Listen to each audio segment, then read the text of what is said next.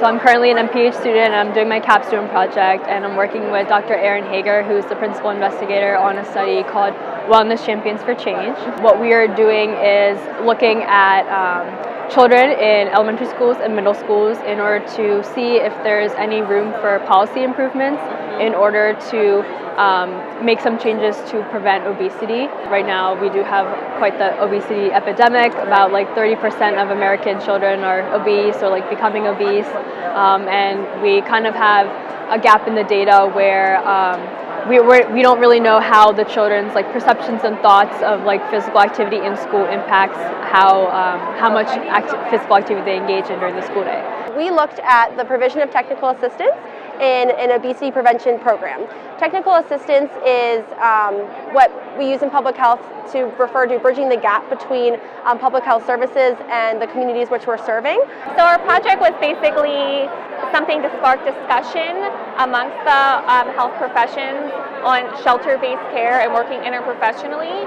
So what we did was a pilot program with clinical nurse leader students during their nurses clinic, where we provided surveys and screenings to assess the dental need at Paul's Place. Our idea would be to use the data that we collected to create a shelter-based program that would provide oral health care for the homeless population, as well as their other health needs. So interprofessionalism was kind of the big umbrella of what we were working under.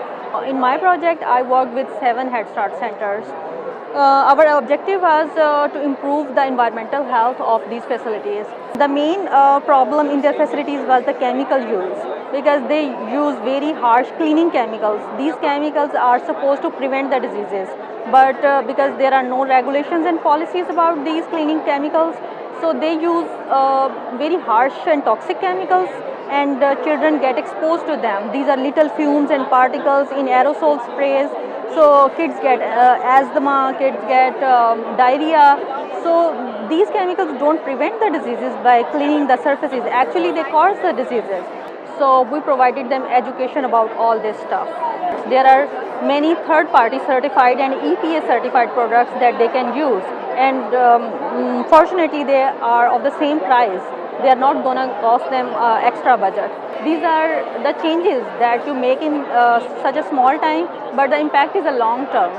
I think Public Health Research Day really gives us something to look forward to and lets us network and work with other professionals. And it's kind of a little snippet of what we could do when we get into our careers.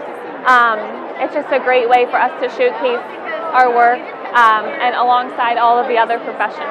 Yeah, it's a big opportunity that there are a lot of public health problems that we don't realize. When we come together, we see each other, we learn from each other, and we see that there are problems. I think this event is extremely important because, first of all, a lot of times like when I talk to just people in my community, they don't necessarily know what public health is. In the public health aspect, it's kind of looking more at the bigger picture and making bigger changes impacts more people. So I think it's great that everyone comes together and like shares all their ideas, and a lot of these ideas can be integrated to solve a lot of problems.